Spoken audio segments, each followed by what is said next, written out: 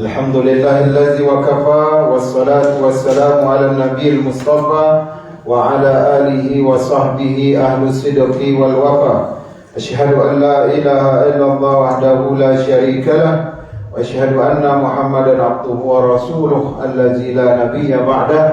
Allahumma salli wa sallim wa barik ala nabiyyina wa habibina muallimina qudwatina wa maulana Muhammadin sallallahu alaihi wasallam wa ala alihi wa sahbihi ajma'in, amma ba'd.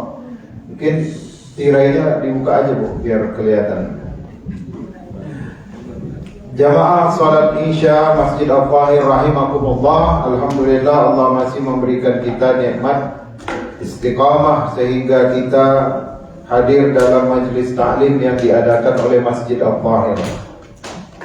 Ketika saya melihat di tempat-tempat lain yang umat Islam atau komunitas Indonesia di tempat yang lain yang belum punya masjid, maka orang yang sudah komunitasnya ataupun daerahnya sudah punya masjid, dia itu menang banyak, ya, gampang dapat ilmu, mudah dapat pahala, ya. Mungkin ada orang yang pada waktu kajian subuh cuma nantar air doang, udah dapat pahala.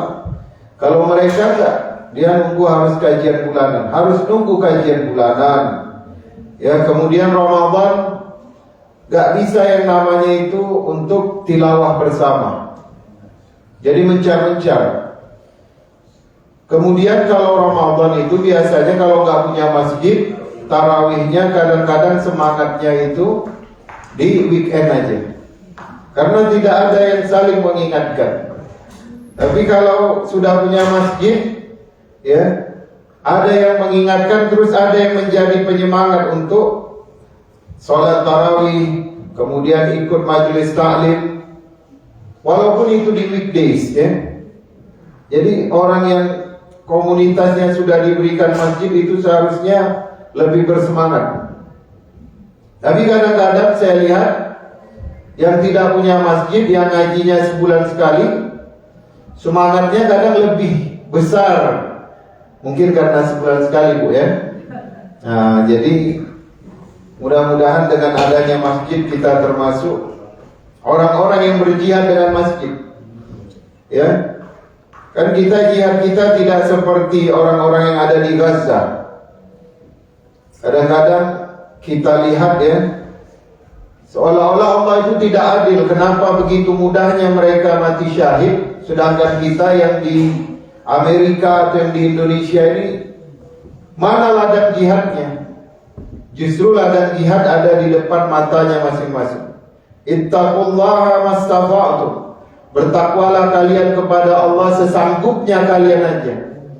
Misalkan ada seorang ibu yang sanggupnya dia ngasih makan ustadz setiap siang, itu jihad itu, ya. Ada bapak-bapak yang sanggupnya dia cuma nemenin ustadz sholat subuh atau sholat zuhur di masjid, itu jihad.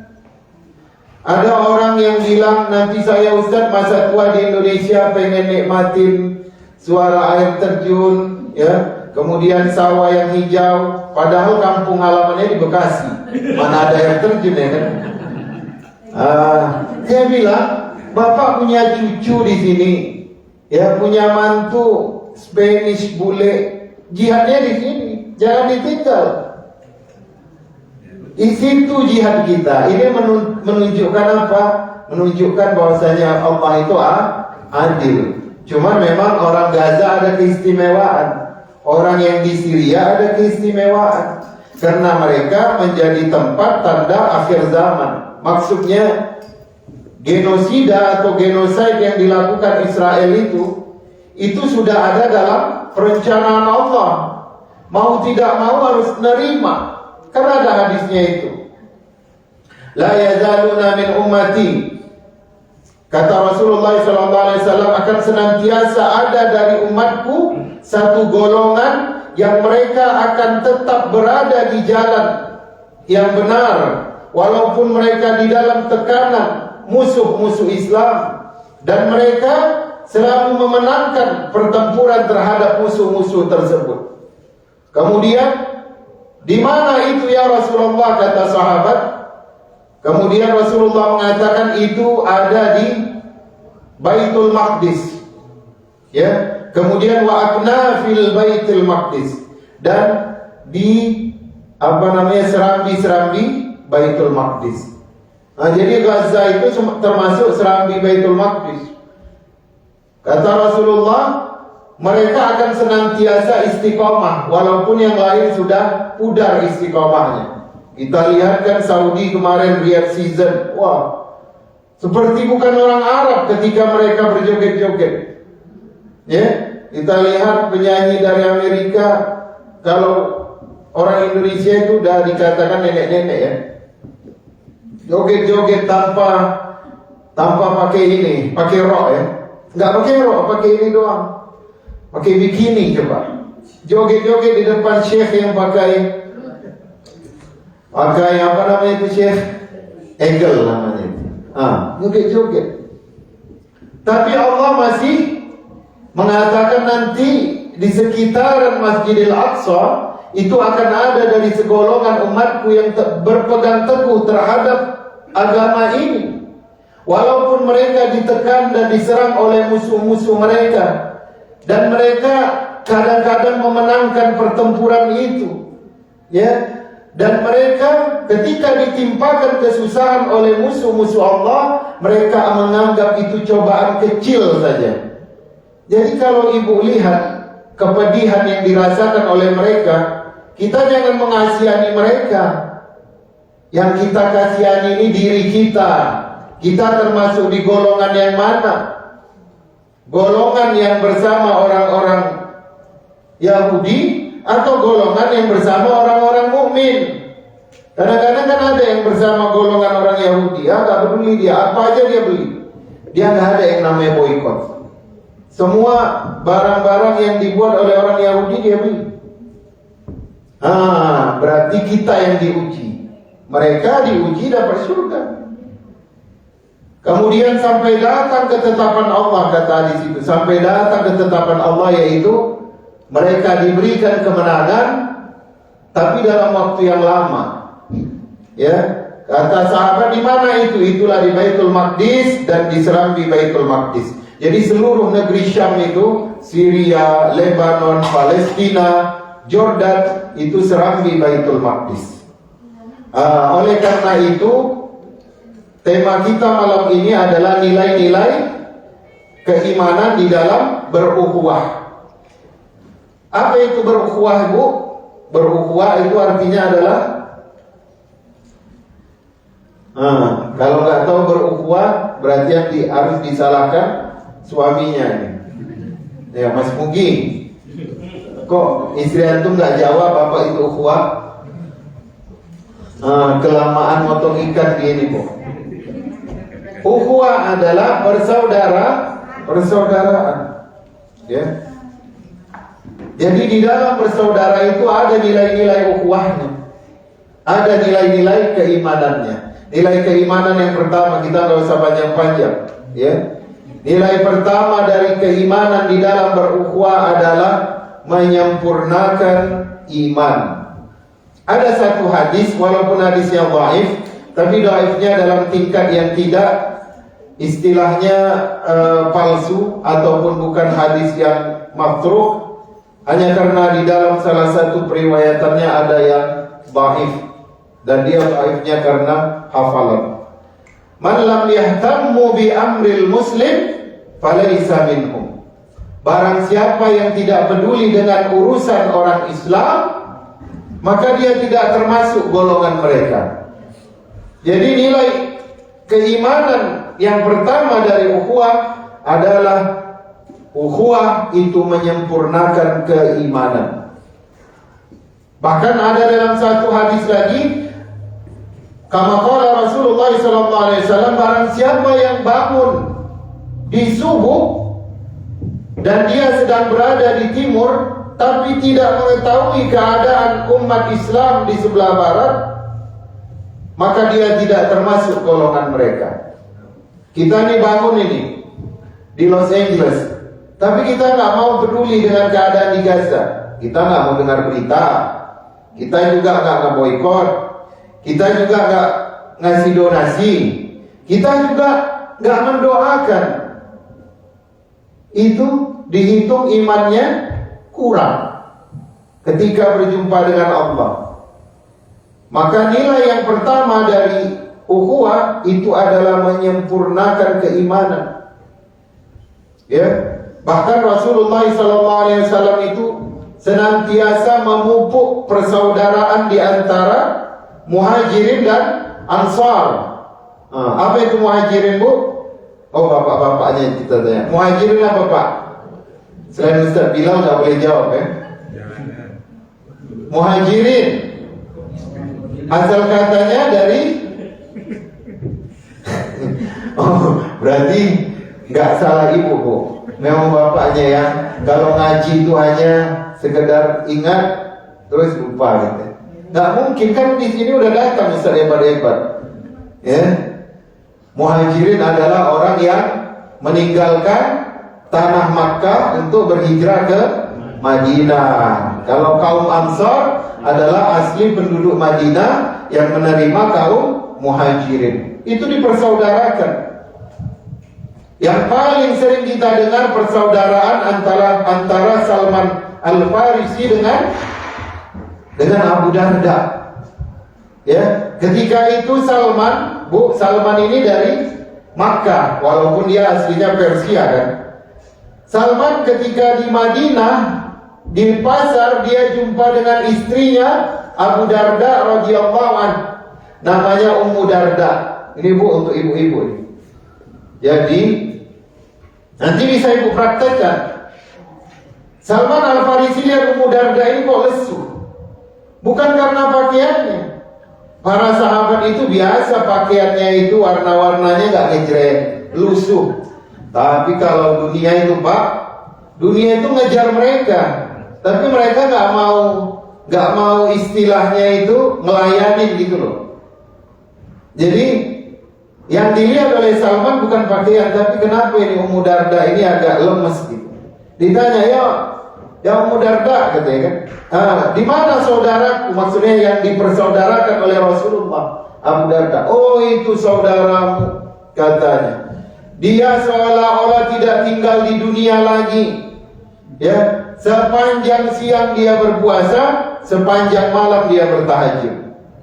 Tolonglah nasihatkan saudaramu. Jadi Bu gitu juga kalau jumpa dengan teman karib suami kita, ya kasih tahu dari jauh, oi, ya tolong kalau jumpa my husband, ya nasihatin dia gitu aja dari jauh ya supaya tidak ada fitnah. Jadi datanglah Salman, kemudian bertamu ke rumah Abu Darda. Kemudian karena Salman datang, Abu Darda yang mempersaudarakan Rasulullah kan, dijamu. Kemudian kata Abu Darda, makan ini. Kata Salman, kamu juga makan. Kata Abu Darda, aku sedang berpuasa. Oh, kalau begitu aku tidak akan makan sampai kamu makan duluan. Akhirnya Abu Darda makan. Aku mau nginap, istilahnya begitulah ya. Nginap Salman. Ya, disuruh tidur, disiapkan ya tempat tidur ya yang sederhana. Kemudian Salman mengatakan, kamu mau kemana? Aku mau sholat. Gitu. Oh, tidur dulu. Ya, tidur. Nurut, namanya saudara ya. Karena mereka teringat dengan baginda Rasulullah SAW. Oh, tidur. Tidur bareng. Nanti sepertiga malam, istilahnya begitulah ya. Aku bangunkan, kita sholat. Ya, qiyamul lail atau tahajud, ya, atau sholat sunnah wudu. Tapi disinilah yang dinamakan ukhuwah tadi. Nilai yang kedua bagi keimanan sahabat ataupun teman itu menjadi penasehat bagi kita. Ya, apa nama hadisnya itu? Ad-dinu an-nasih. Ad-dinu an-nasihah. Agama itu ya sama seperti seseorang yang menasihati. Jadi ketika seseorang mempunyai teman, maka nilai keimanan yang kedua adalah sebagai pemberi nasihat untuk untuk menyempurnakan. Kadang-kadang sahabat itu dia bukannya tidak mencukupkan hak-hak istrinya, tidak. Tetapi kadang-kadang karena terlalu asyik dan tinggi imannya, maka perlu diingatkan melalui sahabatnya sendiri. Tapi beda ya Bu, sahabat-sahabat dengan laki-laki atau bapak-bapak suami zaman sekarang. Mereka dulu ketika cuek dengan istrinya, mereka sibuk untuk mendandani hatinya untuk mencapai kelezatan iman. Kalau sekarang kan enggak. Ya, banyak yang asyik. Kadang-kadang perempuan ini katanya aku nggak mau dimadu, katanya. Ya kalau aku dimadu, katanya kembalikan aku ke rumah ayahku, katanya. Padahal rumah ayahnya sudah dijual. Ya. Mau dikembalikan kemana lagi? Ayahmu udah dikubur, katanya. Rumahnya udah dijual, katanya. Nggak mau dimadu misalkan. Tapi sebenarnya suaminya itu sudah mempoligami dia. Benar nggak? Dengan apa dipoligami sekarang ibu-ibu? Bukan kerjaan. Dengan teknologi, dengan HP. Ya, tapi alhamdulillah bapak-bapak di Masjid Al-Tahir ini nggak ada yang saya lihat main game ya. Kalau di Indonesia jamaah itu kadang waduh Ustaz ya. Suami saya katanya pulang dari kerja, mandi, habis sholat maghrib, ngaji bentar, udah gitu pergi isya ke masjid, habis isya itu udah pegang HP lagi. Gak ada waktu untuk ngobrol bersama keluarganya. Padahal kata Rasulullah, ada 4 olahraga yang itu diberikan pahala yang besar oleh Allah. Tapi ada satu dia bukan olahraga, dimasukkan di dalam olahraga itu. Yang pertama adalah belajar memanah, berkuda, berenang. Dan yang satu adalah mencandai pasangan atau istri. Itu bernilai pahala yang besar. Kenapa? Karena salah satu yang membuat suami itu atau keluarga itu dia penuh dengan keharmonisan karena adanya saling bercanda, adanya saling menghibur. Kadang-kadang suami kenapa suka gabung sama teman-temannya? Karena sama temannya dia enjoy, dia ketawa hahihi. Pulang dia nanti pasang muka sempet lagi kan Bu? Kenapa? Karena dia tidak menghidupkan candaan itu ketika berada di rumah. Maka orang sekarang banyak yang tergoda dengan sesuatu yang haram. Kata sahabat, ya Rasulullah, kalau sesuatu yang haram itu, jadi sahabat mengatakan, apakah benar kalau orang berhubungan suami istri itu dia mendapatkan pahala dan didoakan malaikat? Kata Rasulullah, kalau yang haram itu dilakukan mendapatkan dosa, maka yang halal itu dilakukan mendapatkan pahala. Jadi orang yang sering datang ke tempat yang haram, atau kita katakan mendatangi daging bangkai, daging busuk tanpa akad, maka itu namanya dia tidak menghidupkan, namanya itu trik-trik dalam rumah tangga. Kan kalau kita ini kan semuanya udah apa ya Bu? Kan Ummul Mukminin Aisyah itu kan juga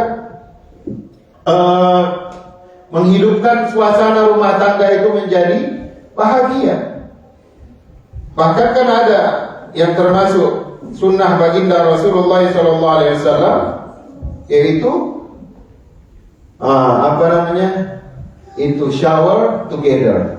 Itu aja lah saya bilang. Itu sunnah Bu. Jangan kita bilang jijik Ustaz ini apa istilahnya vulgar. Enggak. Justru ini yang mempertahankan rumah tangga itu. Dia ngebayangin istrinya itu, dia gak akan teringat dengan yang lain. Atau dia hanya menginginkan sesuatu yang halal.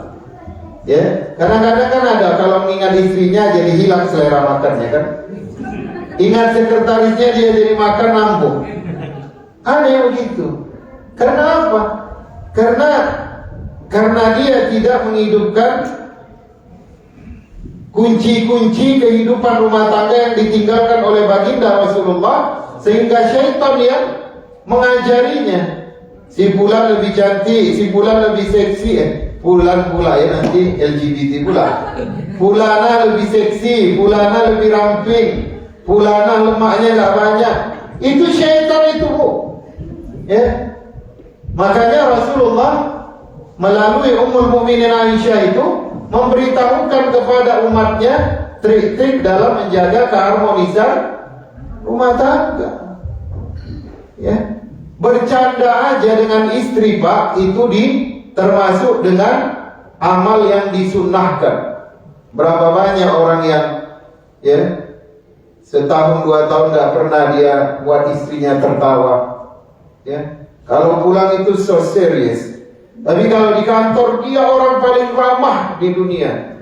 Ya, paling kata sekretaris, kata orang-orang sepekerja itu, bapak itu humble benar, low profile, suka bantu orang. Oh, kok beda ya sama di rumah. Jadi jumpa waktu kondangan, Bu, bapak itu baik banget loh, Bu, di kantor. Dia anak gadis ya, biasalah bibirnya merah itu memang merah asli gitu ya.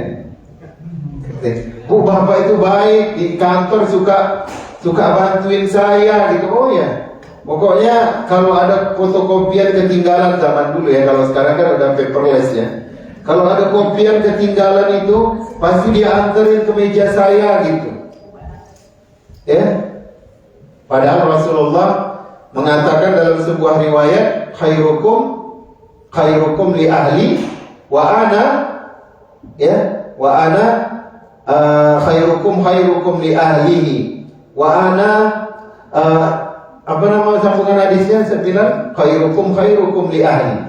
Sebaik-baik kalian adalah yang paling baik terhadap keluarganya. Jadi kalau kita mau humble, kalau kita mau dikatakan low profile, kalau kita orang mau dikatakan smiling, itu sama keluarga dulu, sama pasangan dan sama anak.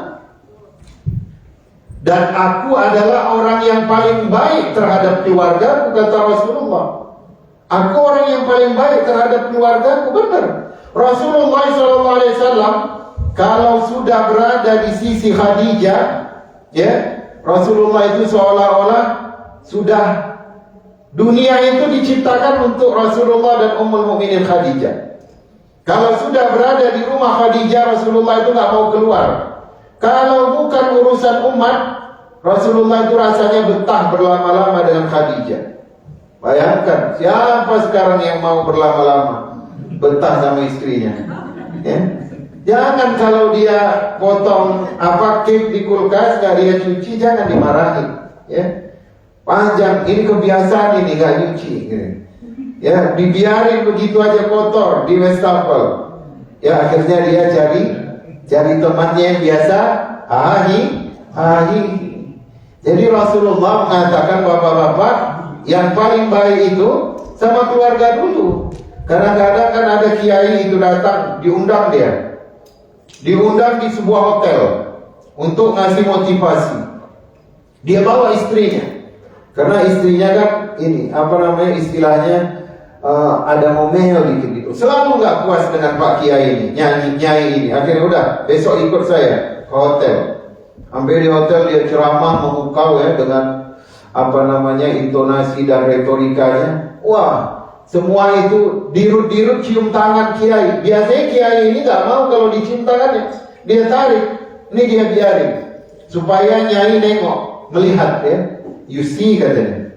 Dia bilang sama istrinya, kau lihat katanya, semua orang nyium tanganku gitu. Kamu aja yang terlalu banyak ngomel di rumah katanya. Apa kata perempuannya? Ya karena mereka nggak tahu bagaimana Pak Kiai di rumah. Membuktikan apa? Nggak ngamalin sunnah Rasulullah. Kalau kita ramah sama orang, sama istri harus paling ramah. Mungkin istri saya di pasar minggu lihat ketawa-ketawa dia. Kayaknya nggak sesuai.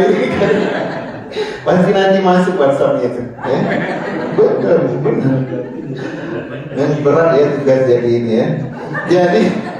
Jadi pasti begitu. Kenapa Pak Kiai tadi kehilangan kata-kata? Karena memang tidak sesuai. Tapi kalau kita ikut Rasulullah, Allahu Akbar, ya, Setiap istri yang ada di dalamnya rumah Rasulullah, maksudnya istri-istri Rasulullah, ketika giliran mereka tidak mau diganggu. Kan pernah kan Zainab buat kue kan? Ummul Mukminin Aisyah, kalau sudah Zainab yang di situ, Ummul Mukminin Aisyah cemburu karena Zainab ini adalah orang Quraisy dan umurnya itu sepantaran. Maka Ummul Mukminin Aisyah datang itu ke rumahnya, melihat, oh ternyata Zainab lagi buat kue, cobain dah gitu ya. Padahal nggak dipersilahkan, cobain. Wah keras katanya, dilempar gitu, lempar. Ya, Ummul Mukminin Zainab ambil lagi, dilempar ke Ummul Mukminin Aisyah. Jadi lempar-lemparan kue loh. Dan Rasulullah tersenyum aja melihat. Ini menandakan apa? Menandakan muamalah yang baik dari Rasulullah terhadap para istri. Rasulullah itu rumah dengan Aisyah itu sebesar apa? Dalam sebuah hadis riwayat Ummul Mukminin Aisyah, itu Rasulullah itu ya malam itu qiyamul lail sampai tumitnya merah, ya betisnya bengkak. Kemudian Ummul Mukminin Aisyah berkata, ya Rasulullah sampai begini. Kemudian apa kata baginda? Afala akunu abdan syakura. Ya, bukankah aku harusnya bersyukur karena sudah mendapatkan jaminan surga? Bahkan kata Ummul Mukminin Aisyah, itu rumah kami itu kalau Rasulullah mau sholat qiyamul lail, itu Rasulullah akan membangunkan Aisyah untuk menekukkan sedikit kakinya, pundaknya ini, supaya Rasulullah itu bisa sholat. Kecil rumah Rasulullah. Ada yang pernah gak lihat artefaknya itu? Biasanya itu ada pamerannya, di sini tembikarnya, di sini tempat minum, petak, ya. Terus di belakangnya ada lagi ruangan kecil. Tapi kan Rasulullah mengatakan baiti jannati, rumahku adalah surgaku. Berapa banyak orang sekarang rumahnya besar-besar, ya, pagarnya aja bisa puluhan juta, ya. Ada balkon 2 lantai, ada kolam renang di belakang, ada taman-taman yang mahal. Tapi kalau dia pulang ke rumah, sepertinya dia rasa stres. Kalau dia pulang ke rumah, dia nggak senang gitu. Sepertinya akan ada sesuatu hal yang diributkan. Rumah nggak menjadi surga bagi pasangan. Kenapa? Karena itu tadi. Kalau kita menghidupkan sunnah, maka rumah tangga itu akan sama seperti orang yang bersaudara. Maka dari Salman tadi kita bisa mempelajari bahwa kepedulian itu juga termasuk bagian dari persaudaraan.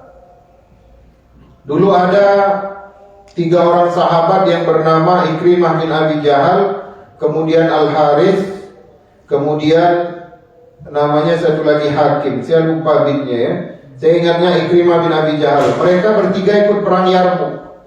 Saat itu panglimanya adalah Khalid bin Walid. Singkat cerita, ketiga-tiganya ini syahid. Singkat cerita, ketiga-tiganya ini luka berat. Maka datanglah Abu Jaham bin Abu Huzaifah bin Abi Huzaifah datang membawa air kepada Ikrimah. Begitu mau diminum Ikrimah, dia mendengar ada orang yang berteriak seolah-olah haus. Maka kata Ikrimah kepada Abu Jaham, tolong berikan dulu kepada saudaraku itu. Sampailah kepada si Haris. Ketika dia mau minum, dia dengar lagi ternyata ada yang meminta air. Sahabat satu lagi, tolong berikan ya Abu Jahmin kepada saudaraku itu. Pergi ke sana. Ya, ketika mau diminumkan, Ikrimah tak tertahankannya lagi erangannya. Kemudian kata si sahabat yang ketiga, itu berikan kepada yang mengerangkan. Abu Jahmin datang lagi itu ke Ikrimah. Begitu mau diminumkan, Ikrimah syahid. Kemudian dia kejar ke si Haris. dan mau diminumkan syahid. Kemudian datang yang ketiga, mau diminumkan syahid juga. Kemudian apa kata Khalid bin Walid? Ya, persahabatan semacam apa ini yang tidak dimiliki orang-orang jahiliyah? Jadi Khalid bin Walid yang besar di Makkah, ya, dan dia menyaksikan bagaimana adab akhlak orang-orang jahiliyah di Makkah, tidak menemukan persahabatan itu, dan baru ada ketika mereka sudah mengikut Rasulullah sallallahu alaihi wasallam. Maka Khalid makin semangat itu. Semenjak selesai perang Yarmuk, ada beberapa peperangan lagi yang membuka negeri Syam yang diikuti oleh Khalid yang menjadi panglima. Kenapa? Karena adanya melihat, wah ini tidak ada di zaman jahiliyah ini. Kenapa orang-orang kampungku ini begitu melo sekarang, begitu lembut hatinya? Padahal mereka ini dulu kan teman-teman kecilku. Ya biasa aja berteman. Kalau lagi butuh ya diminum aja. Kadang-kadang Bu ya, bukan di sini ya, di tempat lain itu. Ya, tempat lain kadang-kadang kalau udah waktunya makan itu ya barang tuh dikit ya. Yang paling kita di situ diuji ukhuwah kita. Kalau ada orang tua yang pengen barang itu tinggal dikit, ya, yang udah lewatin aja itu makanan. Biarin, kasih sama yang pengen. Kalau mau belajar dari sahabat. Kemudian ada lagi satu hadis dari Rasulullah SAW bahwasanya bagi orang yang senantiasa memecah persaudaraan, bahkan di dalam surah An-Nur dikatakan innal ladzina yuhibbuna an tashi'al fahishata fil ladzina amanu lahum azabun alim. Sesungguhnya orang-orang yang menyukai untuk menyebarkan ya al-fahisyah, kekejian, kebencian di antara orang-orang yang beriman, bagi mereka azab yang pedih. Kalau ada ini satu grup, mereka sudah kompak, terus datang satu, ya kerjaannya memecah belah, maka dia dijanjikan azab yang pedih. Hati-hati. Ya kadang-kadang bahkan Rasulullah SAW itu pernah melewati satu dinding. Marra bihain min hitanil Madinah. Rasulullah pernah lewat bersama siapa namanya yang dulu anak angkat beliau, Zaid bin Haris ya. Lewat di satu dinding, kata Ibnu Abbas, entah di Makkah entah di Madinah, dinding. Maka Rasulullah SAW mendengar sauta insanaini yu'azzibani fi kuburihima. Rasulullah mendengar suara dua manusia yang sedang diazab di kuburnya. Ya, lagi diazab, Rasulullah dengar. Ya ini tentunya khusus bagi baginda Rasulullah. Jangan percaya kalau ada orang bilang saya mengetahui si fulan itu sedang disiksa di dalam kuburnya. Lari jauh-jauh cepat. Ya, mungkin itu adalah orang yang mau berjualan ya. Kemudian kata Rasulullah SAW, ya, wa ma yu'azzibani fi kabir, dan mereka tidak diazab dengan perkara yang besar, dan mereka tidak diazab, ya, dan mereka tidak diazab dengan perkara yang besar. Maksudnya perkara yang mudah ditinggalkan. Perkara yang mudah ditinggalkan. Apa itu? Yang satu diazab karena dia pipis tidak membasuh. Dalam riwayat yang lain, dia pipis kelihatan kemaluannya. Dan yang satu lagi diazab karena dia melakukan namimah. Namimah itu apa, Bu? Dia jumpa kelompok sini, dia sampaikan, ini mau kelompok di sini ngomong, dia pergi ke kelompok kedua, dia omongin yang apa yang dibicarakan oleh kelompok ini. Ketika dia pergi ke tempat lain, itu dua kelompok bertengkar. Ya, omongan sini sampai sini, omongan sini sampai sini. Yang tukang menyampaikan ini, itulah yang namanya namimah. Kata Rasulullah SAW, salah satu termasuk akhlak yang buruk adalah menyampaikan semua yang dia dengar. Salah satu yang dinilai buruk di dalam Islam adalah orang yang suka menyampaikan semua yang dia dengar. Apa aja yang dia dengar dia sampaikan ke orang lain. Dia gak pilih-pilih. Ya. Nah, itu namimah itu nanti disiksa dalam kubur itu. Orang yang suka memperkeruh ataupun membuat perpecahan di antara persaudaraan. Oleh karena itu, ya Bu, makanya banyak janji Rasulullah SAW bagi orang yang senantiasa menjaga ukhuwah. Bahkan ada 4 golongan nanti yang dikatakan akan dibebaskan dari cipratan api neraka, ya. Mereka tidak mendapatkan cipratan api neraka. Rasulullah SAW mengatakan yang pertama adalah orang yang hayyin. Dia nggak dapat cipratan api neraka. Kalau nggak diciprat api neraka, berarti dia nggak dimasukkan ke dalam neraka. Siapa hayyin itu? Adalah orang yang senantiasa memiliki ketenangan, keteduhan hati, gak gampang memaki orang. Ya, kadang-kadang kita dicandain dikit udah kita ngomong kasar, gampang marah-marah. Ya, kadang dia gunakanlah istilah-istilah bule ini, ya, apa aja. Itu gak baik itu. Ya, kalau hayyin itu dia punya ketenangan, gak labil orangnya. Ya. Sedang kadang-kadang A, kadang-kadang B, gampang dipengaruhi. Jadi orang yang hayyin, dia gak suka memaki, melaknat, dan jiwanya teduh. Orang kalau di dekat dia, orang jadi hatinya dingin. Kan ada orang kalau kita datang, dia sumbu kompor 36, ya, panas dekat dia. Wah, kalau aku itu udah ku beginiin, ya, gak akan kubiarkan dia pulang dengan pakai kaki, ya. Pasti ku yakinkan dia pulang didorong kursi roda gitu. Jangan, ya. Maka kita harus berhati-hati. Yang kedua, kata Rasulullah SAW, hatinya adalah orang yang layin. Layin ini artinya lemah lembut, tutur katanya santun dan baik, ya, tidak kasar, tidak semaunya sendiri, gak galak. Ya layin lah. Orang kalau mendekatinya itu orang akan menjadi bagus tutur katanya. Kemudian yang ketiga adalah qarib. Qarib itu gampang dekat, gampang gaul, gampang menyenangkan. Ya, kita kalau di dekat dia, oh ini seperti abang saya, oh ini seperti kakak saya. Itu namanya qarib. Itu nggak kena cipratan api neraka. Pilih tadi Bu, ya, hayyin atau layin. Yang lemah lembut hatinya. Kalau hayyin dia tenang jiwanya, tidak suka kasar, tidak suka mencaci maki.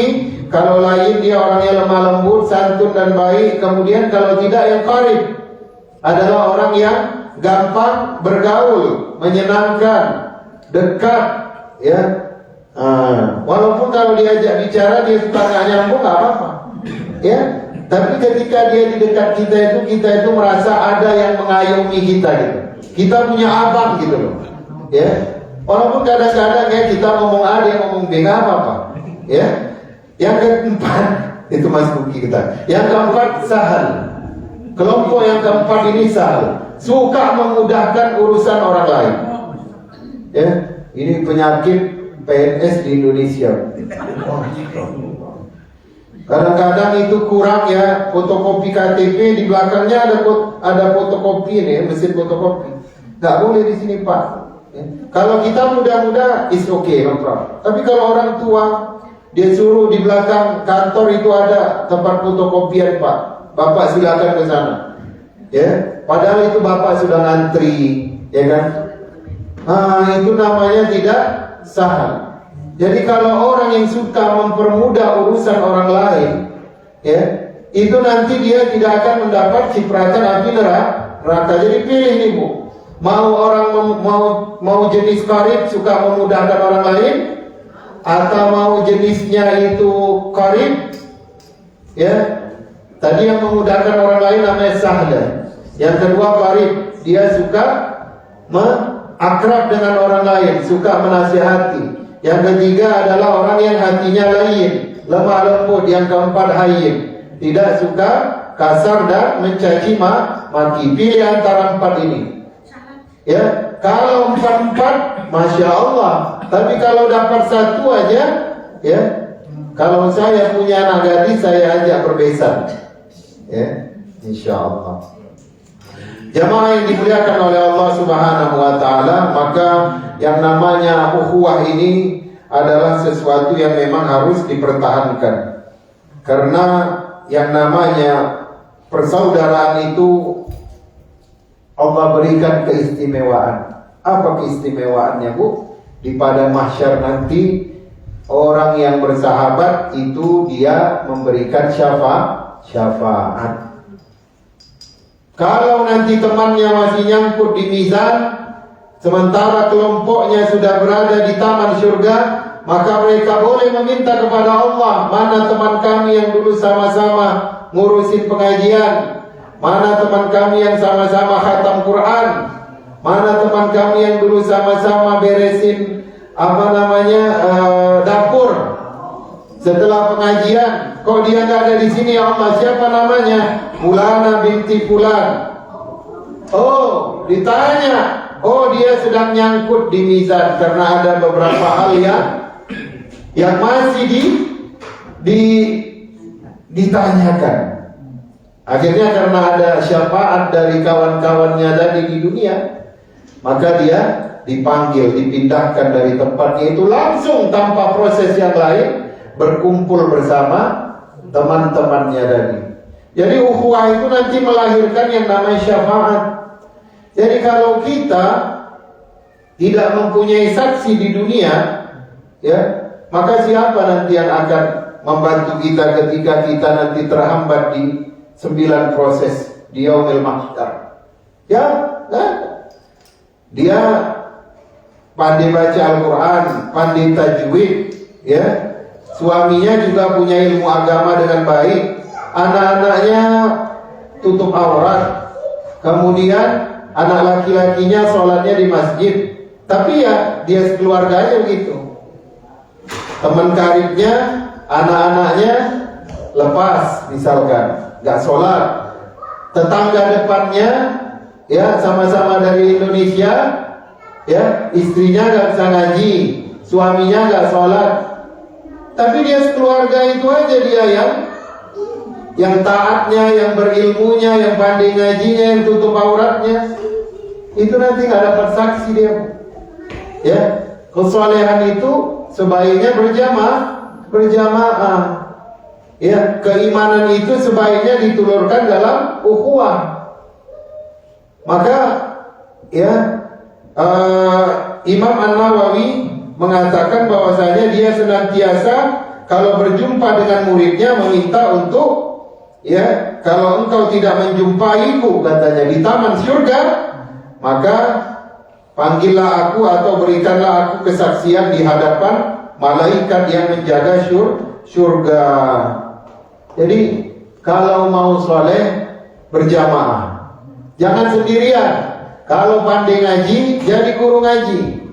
Kalau pandai makharijul huruf, jadi guru makhraj atau tajwid.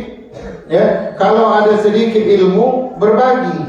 Ya, inilah yang dinamakan dan kita harapkan sebagai syafaat. Dan juga nanti dua orang yang saling mencintai karena Allah, maka dia akan mendapatkan naungan di hari kiamat yang tiada naungan kecuali naungan Allah. Ya, al-mutahabbani fillah. Ya, kata Rasulullah SAW dalam sebuah hadis qudsi, Allah Subhanahu wa taala berfirman, "Ainal mutahabbuna bi jalali?" Di mana mereka orang yang saling mencintai karena kemuliaanku? Ya, haqqat mahabbati lil mutahabbina fiyya. Ya, akan benar-benar ada rasa cintaku terhadap orang yang saling mencintai karenaku. Akan ada benar-benar ada cintaku terhadap orang yang saling menyambung tali silaturahim karena Jadi nanti cinta Allah itu akan datang kepada orang yang saling mencintai, kemudian mereka bersilaturahim, kemudian saling mencintai, kemudian mereka adalah orang yang saling mengunjungi. Kemudian nanti cinta Allah di yaumil mahsyar akan diberikan kepada orang yang saling al-mutabadilina, orang yang saling bertukar hadiah, saling bertukar pemberian. Itu nanti mendapatkan cinta Allah. Ya. Jadi memang ukhuwah ini dia punya tempat tersendiri. Kalau kita baca ya, hadis-hadis motivasinya terlalu banyak.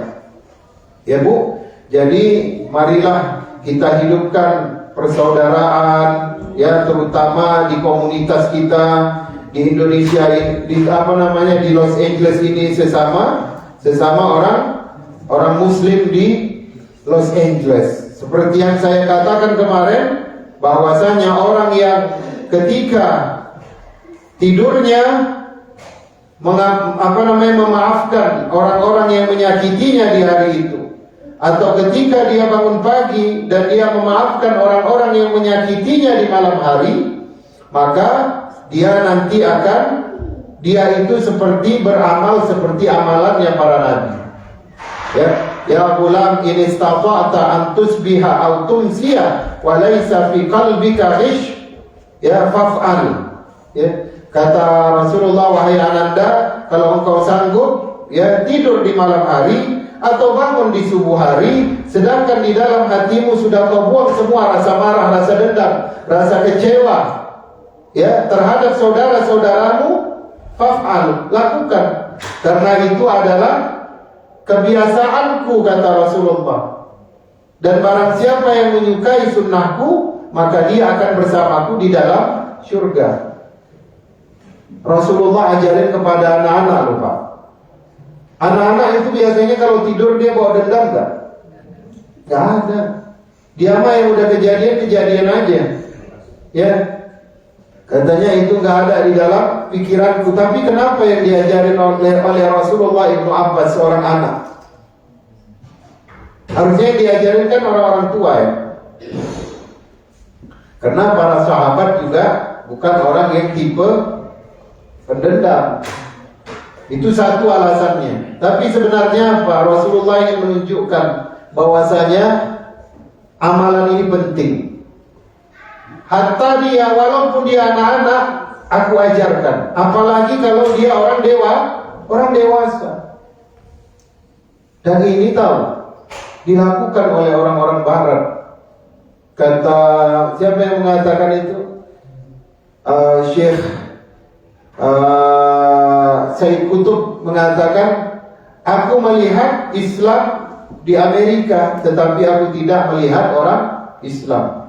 Maksudnya hukumnya itu seolah-olah mirip dengan syariat Islam, tetapi walaupun orang-orangnya tidak Islam. Orang bule itu saya yang sepengetahuan saya paling positif thinking mereka ya Pak ya. Mereka itu kalau dikenalkan kepada satu orang dan diceritakan tentang kelebihannya, dia stop di kelebihannya. Ya kan? Wah. Maka dia kalau bangun pagi itu dia senangnya apa? Senangnya itu yang happy. Karena apa? Karena dia punya plan di hari itu untuk mencapai goalnya. Kalau orang Asia atau orang lain, kadang-kadang gitu. Ketika mengenalkan seseorang, yang dikenalkan apa? Jeleknya dulu. Ya. Di tempat saya itu, di kampung saya, dia Bu, di Tanah Melayu itu ada orang gini kan, misalkan dulu bapaknya gitu ya, pernah masuk ke lambu orang. Tahu kelambu? Kelambu itu untuk supaya nggak masuk nyamuk. Jadi siapa namanya? Nek, itu siapa namanya? Oh, itu namanya Udin. Udin apa? Udin anak kelambu. Loh, kok anak kelambu? Iya, dulu ayahnya pernah masuk kelambu istri orang gitu. Itu. Jadi yang diingat itu adalah dosanya. Itu sebutan yang lazim itu. Ya. Kalau misalkan itu siapa namanya? Hasan anak pencuri sapi gitu. Karena dulu ayahnya pernah nyuri sapi. Itu sampai ke keturunannya itu. Tapi kalau orang kulit putih enggak. Dia itu kalau melihat orang, dia senyum, dia ucapkan good morning, ya. Kemudian ketika dia senyum dan mengucapkan itu terasa di jiwanya, ya. Maka kan Islam mengajarkan kita, orang yang bersedekah itu justru menyehatkan jiwanya. Coba kalau kita sedekah, Bu, terus yang kita beri itu tersenyum, mendoakan kita itu seolah-olah datang kepada kita itu aura positif. Padahal kata dokter, ya, hampir dari penyakit-penyakit berbahaya di zaman modern itu disebabkan karena pikiran, gula pikiran, jantung pikiran, ya, tagihan utang juga tentu pikiran, ya. Kantong tipis itu sakratul maut namanya, ya. Atau Pak Joko katanya duit memang tidak bisa membuat orang mati katanya, tapi kalau nggak berduit serasa mau mati katanya. Itu Pak Joko ya. Jadi apa, Bu? Pikiran. Kenapa orang dulu sehat-sehat? Karena dia pikirannya positif. Coba tanya aja itu, gula itu yang menyebabkan itu pikiran benar-benar.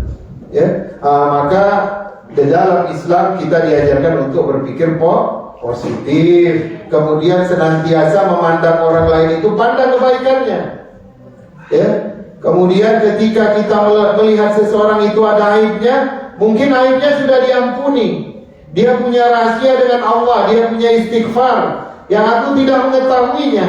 Bisa jadi dia meninggal di malam hari, paginya dia udah istighfar. Ya kan? Setiap orang punya rahasia dengan Allah. Bahkan seorang perempuan bagha, yang bagha itu pelacur, melacurkan dirinya. Ketika dia pulang di malam hari dan dia sudah bertaubat, tapi dia belum punya amal saleh, dia nampak kelihatan kepadanya itu anjing yang haus. Kemudian dia katanya di dalam riwayat itu bersusah payah mengambil air di dalam sumur itu. Hampir dia masuk. Kemudian dia letakkan di dalam sebuah cawan kecil, dia kasih itu anjing. Sampai ajalnya meninggal, kata hadis itu dosanya diampuni. Karena dia sudah bertaubat dan dia sudah beramal saleh. Jadi jangan pernah menjudge orang itu dengan dosa masa lalunya. Ya, apalagi kalau dia meninggal diberi penyakit. Wah, banyak kesempatan taubatnya itu. Apalagi kalau komanya setahun.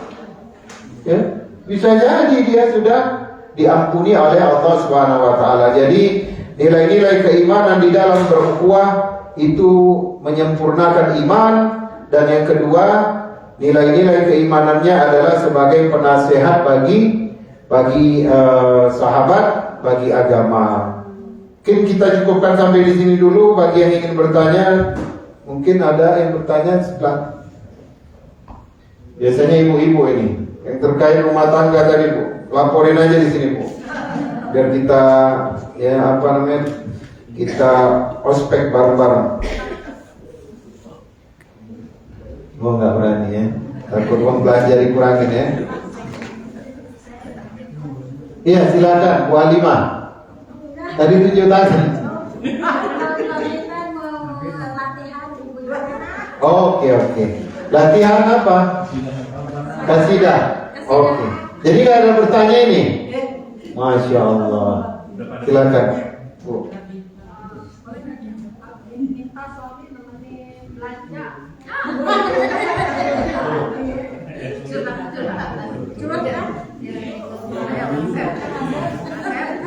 Kenapa? Minta suami nemenin belanja.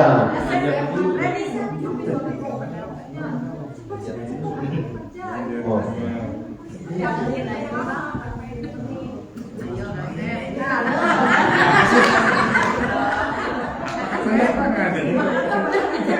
Iya, karena perempuan itu fitrahnya memang suka dengan barang-barang mewah kan. Iya, tahu. Termasuk juga kadang-kadang kan, termasuk keluarga kita juga di rumah, dia kalau dibawa ke tempat perbelanjaan juga mungkin belinya dikit ya, kelilingnya lama, itu katanya sudah senang hatinya. benar. Jadi setiap sesuatu yang menyenangkan hati istri berarti di situ ada pahalanya. Itu aja ya kan. Tapi juga ibu-ibu juga harus melihat mana yang prioritas. Kalau mencari nafkah itu kan namanya seperti pergi berjihad. Kalau dia meninggal pada saat mencari nafkah, dia dihitung mati syahid fil akhirah. Di dunia dia tetap dimandikan, dikafankan, disalatkan. Ya. Jadi harus melihat prioritas. Tapi kalau memang lagi libur, ya, gak ada salahnya, ya, ketika seseorang itu mengikuti apa yang menjadi kebahagiaan pasangannya. Ya.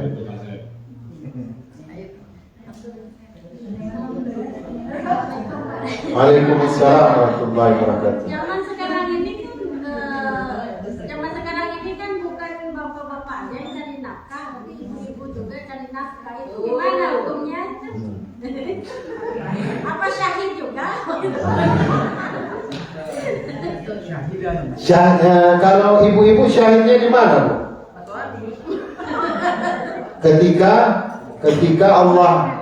Ketika ajalnya sampai di dalam rumah suaminya kan. Walaupun mungkin mortgage-nya atas nama istrinya ya, tapi itu dihitung dia meninggal di rumah suami gitu ya. Jadi memang karir tertinggi seorang wanita adalah menjadi istri. Ya. Setiap surga nanti memanggil seorang yang meninggal dalam status sebagai istri. Kalau laki-laki ini kan dia harus punya ibadah khusus supaya dipanggil sama surga Jannatul Rayyan. Dia rajin berpuasa.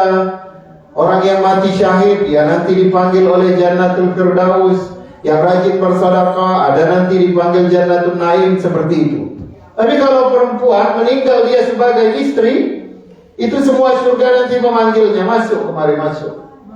Menunjukkan apa? Menunjukkan karir tertinggi di hadapan Allah bagi seorang wanita ketika dia menikah. Dia punya suami. Sekarang hukum kontemporernya, ketika suami meminta istri untuk membantu mencari nafkah, boleh nggak ditolak? Boleh. Di Saudi itu Bu ya, di Saudi, ini bukan cerita bohong. Di Saudi itu kalau dia hamil itu dapat emas. Kalau lahiran dikasih emas lagi. Kalau kamu mau yang nyusuin dapat emas lagi. Tapi kalau susunya diupahkan ke orang lain, itu emasnya dipotong, tidak sebesar ketika dia menyusukan sendiri. Terus bagaimana? Ada yang bilang kan katanya rebutan, kata ibu itu. Ada yang bilang tolong kamu bantu kerja untuk bantu bayar mortgage atau kamu untuk bayar mobil lah misalkan. Kalau ibu itu bekerja, ada beberapa syarat yang harus dipenuhi suami. Yang pertama, tempat kerjanya aman, tidak merusak kemuliaannya sebagai wanita muslimah. Jangan sampai dia nanti di sana digodain atau dicadain dengan cadaan-cadaan yang nyeleneh. Tentu di sini aman ya kan? Amerika beda dengan Indonesia. Yang kedua, tempat perginya itu dilalui dengan aman. Maksudnya tidak ada di situ bahaya bagi seorang istri. Yang ketiga, diusahakan jangan ikhtilat, jangan sampai bercampur dengan yang bukan mahramnya. Kecuali di situ ramai perempuannya, laki-laki di sana, dan mereka tidak ada saling interaksi. Itu harus dijamin loh itu bapak-bapak, bagi yang meminta istrinya bekerja. Kadang-kadang saya lihat, ya mohon maaf, ada yang membiarkan istrinya bekerja itu, Masya Allah, dandanannya itu kalau jumpa dengan suaminya kayaknya gak seputih itu loh. Tapi ketika begitu kerja kayak seperti artis Korea gitu. Wah, itu kayak kinky fresh gitu. Masya Allah, ini mau kerja atau mau apa? Itu dilarang. Bersyubhat suami yang membiarkan istrinya berdandan berlebihan ketika bekerja di luar rumah. Sekarang dari segi pahala, istri yang membantu ekonomi rumah tangga, maka itu dianggap sedekah dari istri dan dia mendapatkan pahala dari bantuannya itu. Tapi dia tidak boleh dipaksa. Tidak boleh dipaksa, kecuali kemauannya sendiri. Aku mau membantu, aku mau bersedekah kepada tanteku, mau bersedekah kepada ponakanku yang susah di Indonesia. Jadi aku pengen punya gaji. Ya, tolong izinkan aku bekerja. Istri yang tidak dipaksa oleh suami bekerja, tapi dia pengen bekerja, maka yang paling utama dia harus dapat izin dari suaminya. Harus dapat izin. Nah, kalau nggak diizinkan, ya, aku mau sedekah kepada pamanku, nanti aku minta kepadamu, ya, boleh. Seperti itu. Jadi tidak boleh dipaksa, dan bagi yang membantu dia mendapatkan pahala, ya. Dan bagi yang mau bekerja kemudian tidak disuruh pasangannya, maka dia harus mendapatkan izin dulu dari suaminya. Itu Bu Alimah, ya. Itu kalau hukum. Selebihnya kesepakatan bersama, ya kan?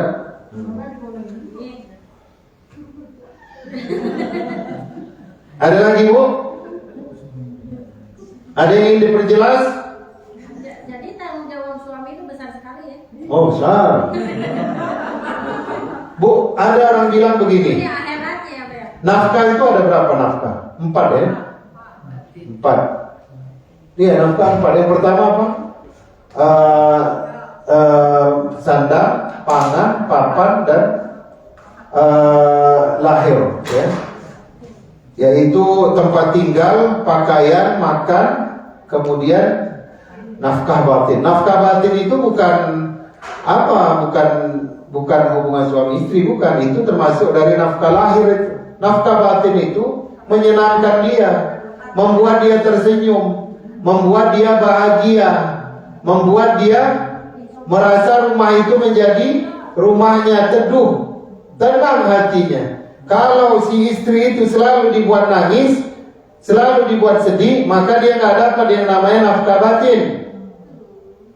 Maka di dalam Islam, ya, terutama mazhab Syafi'i, ketika istri itu dia tidak bahagia, maksudnya dia kena KDRT, maka nggak boleh dia dipertahankan, harus dilepas. Kalau dia sampai dizolimi, intinya nafkah itu kalau sudah terpenuhi, maka nggak ada yang namanya itu istilahnya sebulan harus ngasih 5 juta. Kan banyak orang begitu, oh dia nggak nafkahin saya, dia buat gugatan cerai ke pengadilan agama, saya tidak dinafkahi. Karena jahil tadi, nggak dinafkahi kok kamu bisa punya pakaian bagus, kamu nggak kerja, kamu sehat, dapat makan. Iya, saya nggak pernah dikasih duit, katanya bilang sama majelis hakim. Bukan begitu. Selagi nafkahnya sudah terpenuhi, maka dia sudah mendapatkan nafkah. Adapun pemberian 2 juta, 5 juta sebulan, itu bagian dari kasih sayang. Jadi harus dibedakan nafkah dengan hadiah kasih sayang. Kemudian orang-orang sekarang kan beda, ya. Orang-orang sekarang katanya, ada orang ustadz bilang, masak itu bukan kewajiban istri, nyuci itu bukan kewajiban istri, katanya. Benar tak?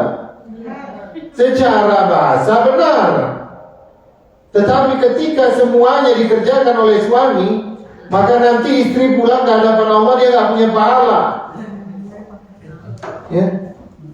Mana pahalanya? Oh, kamu kan gak ada. Orang dulu Bu masak, itu nenek kita dulu masak, masukin bawang dia selawatin, masukin garam dia selawatin. Kenapa nek ini? Ini yang menyebabkan rumah tangga kami bertahan 45 tahun. Bukan atas dasar uang, tapi atas dasar apa? Beramal bersama-sama. Karena pernikahan itu amalan yang paling panjang. Beramal yang paling lama itu adalah rumah tangga. Gak wajar rasanya saya menceritakan ini kepada orang yang sudah lebih lama berumah tangga daripada saya kan. Tapi mohon maaf, begitulah. Ya, karena tidak bisa semuanya diukur dengan uang. Makanya di dalam Islam juga bagi istri yang tidak diberikan asisten di Indonesia itu dia dikasih warisnya itu dibagi dua dulu hartanya. Karena dianggap penghasilan suami itu dibantu oleh istri.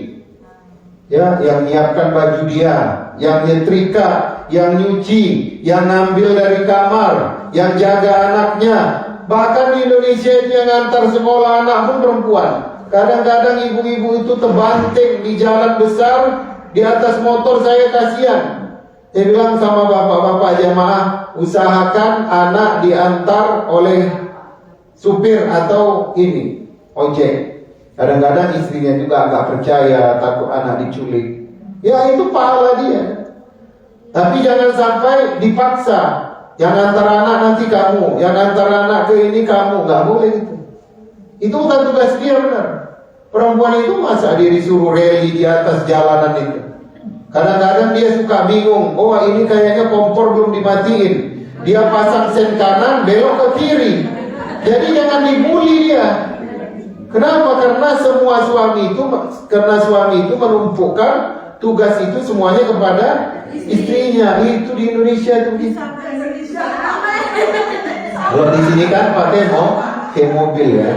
Kalau di Indonesia itu kalau sudah lihat ibu-ibu itu jatuh di jalan, kadang ini menunjukkan bahwasanya perempuan itu dimanfaatkan. Jadi intinya ya, selagi nafkahnya disampaikan, maka itu yang tadi, kalau semuanya dikerjakan oleh istrinya, ya itu ada yang berpendapat bahwasanya hartanya itu ketika warisan dibagi dua dulu. Jadi yang setengah itu nanti istri ngambil lagi 1/8, baru sisanya anak-anak lagi dibagi sesuai dengan syariat. Kalau dia perempuan ada, laki-laki ada, bagian perempuan 2 kali bagian laki-laki. Tapi dibagi dua begitu, kenapa?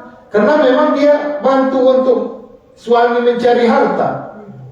Kalau nggak dibagi dua, dia semua dikerjain. Ngantar anak ada supir, yang masak ada asisten, yang nyetrika ada tukang setrika, ya, yang ngurusin tanaman ada, yang bersihin rumah ada. Baru itu harta. Nanti istri hanya dapat 1/8, bahkan sampai ada yang begitu, ya. Tapi itu masih ikhtilaf ya, masih banyak perbedaan pendapat para ulama tentang bagian istri yang tidak diberikan asisten baginya. Begitu ya. Silakan Bu. Wah, ini kalau udah bagian hartanya silakan Bu. Silakan. Bagaimana kalau istri minta suaminya berhenti merokok? Baguslah itu Bu. Itu namanya amar ma'ruf nahi munkar itu. Siapa lagi yang bisa meminta suami berhenti merokok? Kalau tidak yang paling dekat dengannya. Kalau tidak ibunya, istrinya. Kalau tidak anaknya. Itu namanya amar ma'ruf nahi munkar, ya. Yang pertama dapat dosa tabzir, membuang-buang harta. Yang kedua dapat dosa apa? Merusak diri. La taqtulu anfusakum, jangan kalian rusak atau kalian bunuh diri kalian sendiri. Itu amar ma'ruf, ya. Ada caranya itu Bu. Bukan. Jadi rokoknya dibelah Bu, dimasukin lada hitam, ditempel lagi. Ya. Katanya rokok kan penyakit, ya, dan lain-lain. Tapi kan semua tadi katanya Bapak bilang tadi pikiran. Kan itu semua penyakit itu dari pikiran, bukan dari rokok ya Pak? Itu namanya membolak-balikan aja. Kalau penyakit dari rokok itu kan tinggal cari sendiri ya, bisa baca sendiri ya. Istilahnya banyak lah ya kan. Kan di rokok Indonesia itu sampai ditunjukkan gambar orang tua yang lehernya itu udah bolong katanya. Merokok dapat menyebabkan kanker, impotensi, gangguan janin dan ya, kelabilan dalam pikiran. Kelabilan dalam pikiran. Baiklah, kita akhiri saja. Mudah-mudahan Allah memberikan barokah dalam pengajian kita ini. Mudah-mudahan Allah menjadikan anak keturunan kita di Amerika menjadi para pejuang Islam yang mengenalkan Islam dan yang menjadi para sahabat Al-Quran, memperjuangkan Al-Quran. Barakallahu li wa lakum. Allahumma barik lana fi auladina wa banatina wa zurriyatina wa la tadurruhum wa wafiqhum ala ta'atika warzuqna birrahum. Rabbana atina fid dunya hasanah wa bil akhirati hasanah wa qina adzaban nar. Mohon maaf atas segala kesalahan. Wassalamualaikum warahmatullahi wabarakatuh. Jadi rokok yang apa ya?